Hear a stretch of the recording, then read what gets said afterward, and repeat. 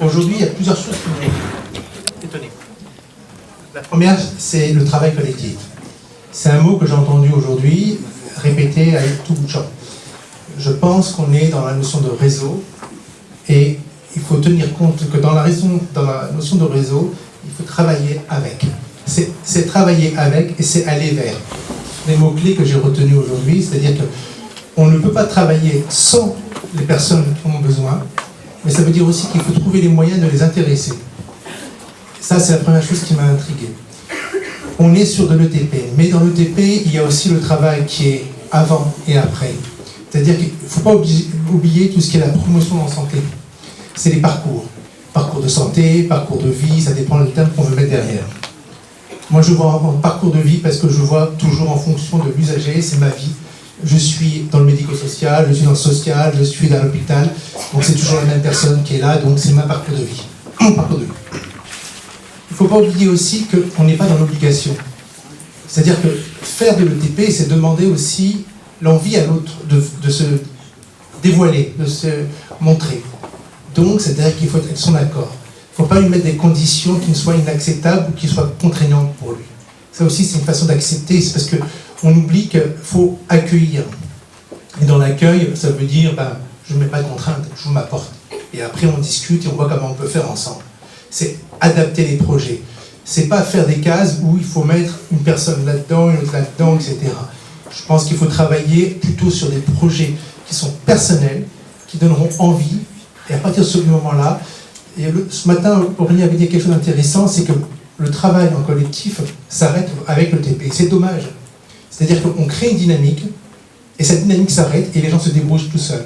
C'est pour ça que le faire dans le projet de la promotion de la santé, je pense que c'est une continuité aussi, de dire qu'on ne s'arrête pas là, la santé elle est partout. Et c'est pour ça que dans le collectif aussi, il ne faut pas oublier les gens qui veulent s'arrêter, parce qu'on peut s'arrêter parce qu'on n'a plus envie, on n'a pas... Des fois c'est dur, il faut l'entendre, mais comment on fait pour que la personne puisse se réintégrer? C'est-à-dire que ce n'est pas parce qu'elle s'est arrêtée aujourd'hui qu'elle ne reprendra pas dans 3 mois ou dans 15 jours. Cette notion de temporalité, on ne l'a pas non plus. L'autre chose qui m'a étonné, c'est la notion de territoire. Pour moi, le territoire, c'est très simple, il est fluctuant. Ça dépend comment je peux marcher, ça dépend où je peux aller, ça dépend ce que je peux faire avec mon corps. Donc déjà, la notion de territoire est quelque chose d'assez grandiloquent parce qu'on ne sait pas ce que ça veut dire. Voilà. Il ne faut pas rêver plus loin. Si je fais 3 pas, c'est mes 3 pas. Mon local, il est là, mon territoire, il est là. Donc, il faut s'adapter. Ça veut dire que l'ETP, pour moi aussi, a une obligation, c'est d'aller vers, mais aller chez. C'est pas d'attendre que les gens viennent à vous, parce que c'est aussi des contraintes. Oui, le réseau, c'est de ne pas être seul, c'est ce que j'ai marqué. Pour moi, comme phrase, c'est la notion de réseau. C'est-à-dire l'expérience collective est plus forte qu'une expérience individuelle. On le sait. C'est une belle phrase. Mais comment on la met en pratique? Aujourd'hui, on est dans une difficulté, c'est qu'on n'arrive pas à travailler ensemble.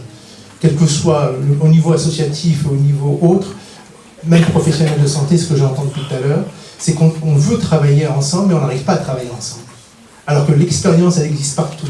On pourrait faire des économies d'échelle financières monstrueuses si on prenait les expériences des uns et des autres, qu'on essayait de reproduire et de les adapter. C'est ça l'intelligence humaine, c'est-à-dire qu'on prend quelque chose qui existe déjà, on ne peut pas inventer, mais on va l'adapter en fonction de ce qu'on a. Et la dernière chose, ce qui m'a manqué moi, c'est la notion de valeur. C'est que je n'ai pas entendu parler de la notion de valeur aujourd'hui.